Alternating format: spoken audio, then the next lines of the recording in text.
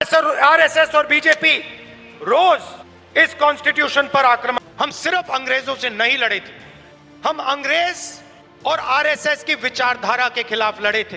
रामलीला मैदान में इस कॉन्स्टिट्यूशन को जलाया था। मैंने पहले ही कहा था कि श्री राहुल गांधी जी को कम से कम 1 वर्ष राष्ट्रीय स्वयंसेवक संघ की शाखा में जाना चाहिए। पाने की बेचैनी में श्री अखिलेश यादव जी हों चाहे श्री राहुल गांधी जी हों, दोनों लोग बेचैन हैं। उनको लगता है कि भाजपा को अब अपने जीवन काल में हटा नहीं पाएंगे। अहमदाबाद के कांग्रेस अधिवेशन में राहुल गांधी ने बीजेपी और आरएसएस पर ये कहते हुए हमला किया कि ये दोनों रोज रोज संविधान पर हमला कर रहे हैं। बीजेपी और आरएसएस को अगर कोई हरा सकता है तो वो कांग्रेस ही है, क्योंकि ये सत्ता के संघर्ष की नहीं विचारधारा की लड़ाई है। आरएसएस और बीजेपी रोज इस कॉन्स्टिट्यूशन पर आक्रमण कर रहे हैं और इनको सिर्फ कांग्रेस पार्टी रोक सकती है, बाकी पार्टियां नहीं रोक सकती हैं। आप देखना, क्योंकि ये विचारधारा की लड़ाई है। जिस पार्टी के पास विचारधारा नहीं है, क्लैरिटी नहीं है, वो बीजेपी आरएसएस के सामने नहीं खड़ी हो सकती।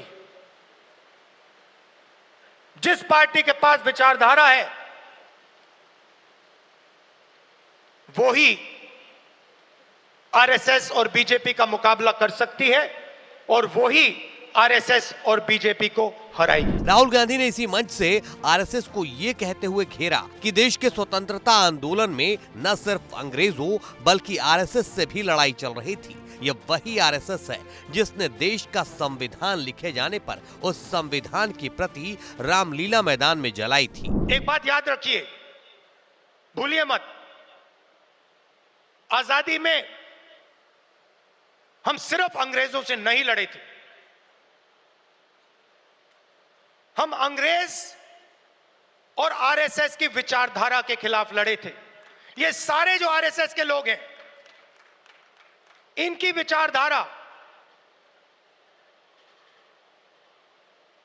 फ्रीडम स्ट्रगल की विचारधारा नहीं है। जिस दिन कॉन्स्टिट्यूशन लागू हुआ था, जिस दिन यह किताब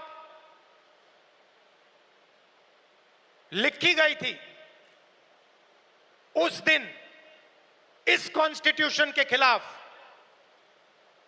आरएसएस ने रामलीला मैदान में इस कॉन्स्टिट्यूशन को जलाया था।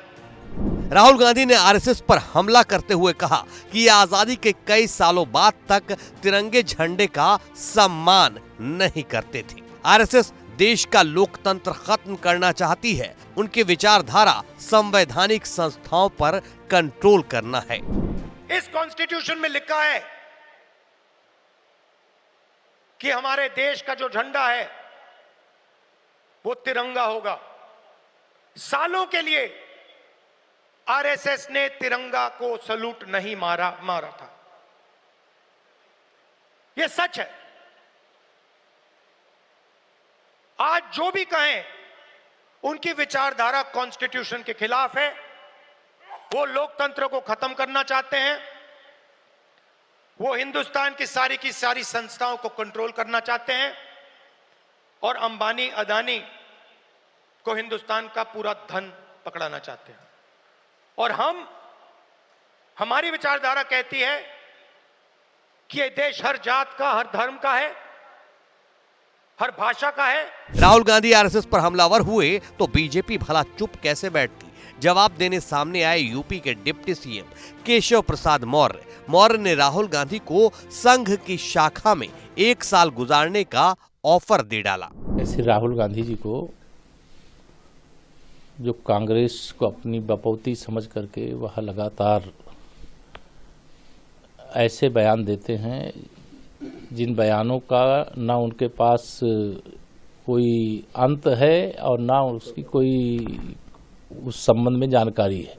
मैंने पहले ही कहा था कि श्री राहुल गांधी जी को कम से कम 1 वर्ष राष्ट्रीय स्वयंसेवक संघ की शाखा में जाना चाहिए और जो उनके कांग्रेसी इस प्रकार के विकारों से भरे हुए हैं उनको भी भेजना चाहिए, तो राष्ट्रीय स्वयंसेवक संघ की सच्चाई जब उन्हें पता चलेगी कि यहाँ राष्ट्रभक्ति का पाठ पढ़ाया जाता है, समाज सेवा का पाठ पढ़ाया जाता है, भारत की एकता और अखंडता का पाठ पढ़ाया जाता है, तब इस प्रकार के जहरीले बयान देने से बचेंगे। बात निकली तो केशव मौर्य ने लगे हाथ यूपी की सियासत का जिक्र छेड़ते हुए अखिलेश यादव और राहुल गांधी दोनों को ही लपेट लिया।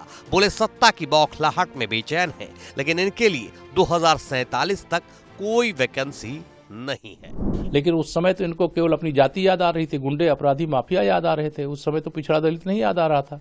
आज इनको इसलिए याद आ रहा है कि आज उनके हाथ से सत्ता चली गई है। अब सत्ता पाने की बेचैनी में श्री अखिलेश यादव जी हों चाहे श्री राहुल गांधी जी हों, दोनों लोग बेचैन हैं। उनको लगता है कि भाजपा को अब अपने जीवन काल में हटा नहीं पाएंगे और लगातार भाजपा बढ़ती जा रही है और 2047 तक तो नो वैकेंसी देश में, प्रदेश में।